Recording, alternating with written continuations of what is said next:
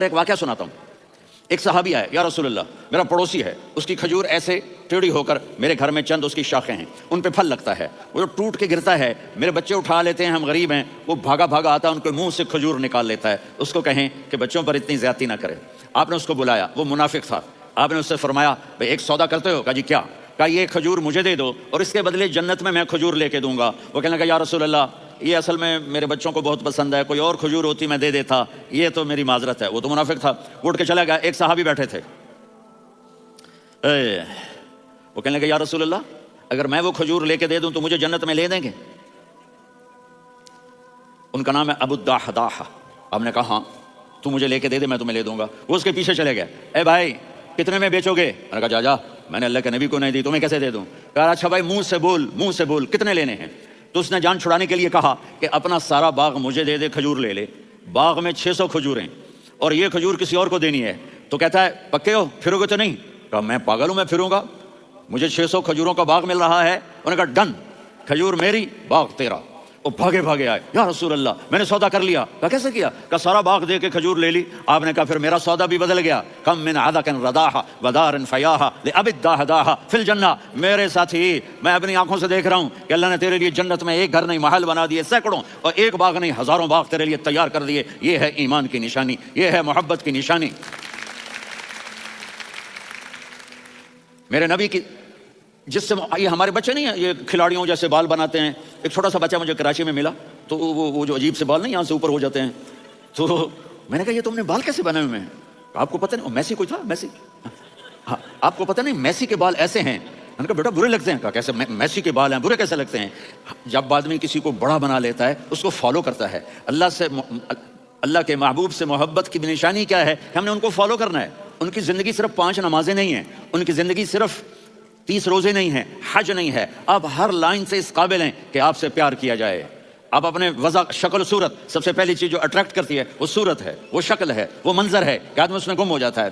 میرا ادھر ناران میں بیان ہو رہا تھا تو انہوں نے باہر بیان رکھ دیا, سامنے اتنا خوبصورت منظر تھا کہ میں بولتے بولتے ادھر دیکھتا تو مجھے اپنا مضمون بھول جاتا کہ میں کیا کہہ رہا تھا. یہ تو دنیا ہے. اللہ نے میرے نبی کو کیسا بنایا؟ ایک بدو عورت ہے, ان پڑھ عورت ہے, ام معبد الخزاعیہ, وہ میرے نبی کا حلیہ بتاتی ہے.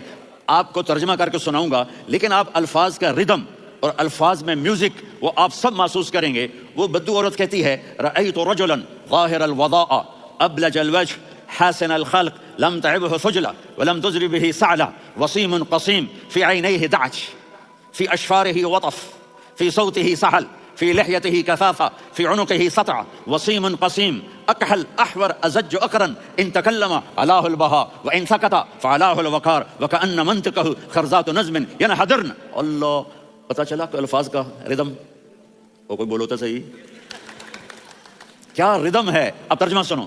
وہ کہتی ہے اپنے خامند کو کہ ابو بابت ایک شخص آیا تھا, مجھے یوں لگا جیسے 14ویں کا چاند کپڑے پہن کے زمین پہ اتر آیا ہو.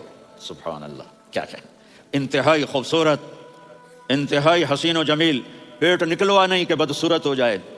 کہا اتنا خوبصورت تھا کہ سر سے پاؤں تک حسن اس کا غلام تھا, خوبصورتی اس کی باندھی تھی, اور میں جدھر سے دیکھتی تھی مجھے حسن ہی حسن نظر آتا تھا, اور جب میں اس کے چہرے پر دیکھتی تو میری آنکھ نہیں بھرتی تھی, میرا جی چاہتا تھا میں دیکھتی جاؤں دیکھتی جاؤں دیکھتی جاؤں, میرا دل نہیں بھرتا تھا. کون؟ وسیم. وسیم اسے کہتے ہیں جس کو دیکھنے سے دل نہ بھرے. قسیم, جدھر سے دیکھو حسن ہو اسے کہتے ہیں قسیم, تو اس کی آنکھیں بڑی موٹی. احور, ادعج, اشکل, انجل, ابرج, اہدب, یہ سب میرے نبی کی آنکھوں کی تعریف ہے. ان 5-6 الفاظ کا ایک مطلب ہے کہ اللہ نے کائنات میں ایسی حسین آنکھ کسی کی بنائی نہیں تھی.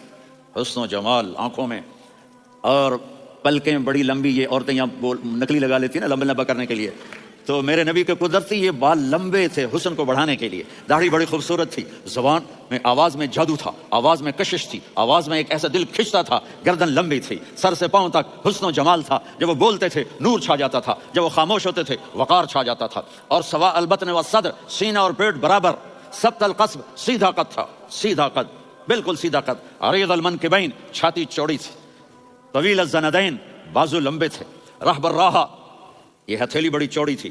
چوڑی ہتھیلی سخاوت کی نشانی ہوتی ہے. رہبر. مسیح القدمین, پاؤں اتنے نرم تھے لگتا تھا اس پر تیل لگا ہوا ہے, اور پانی اس سے یوں نیچے چلا جاتا تھا. اور یمشی تکفین, کندھے جھکا کے چلتے تھے. اللہ, یہاں 4 آدمی سلام کریں تو آدمی یوں ہو جاتا ہے, اور میرے نبی کو فرشتے سلام کر رہے ہیں اور آپ یوں چلتے تھے, ایسے ایسے چلتے تھے.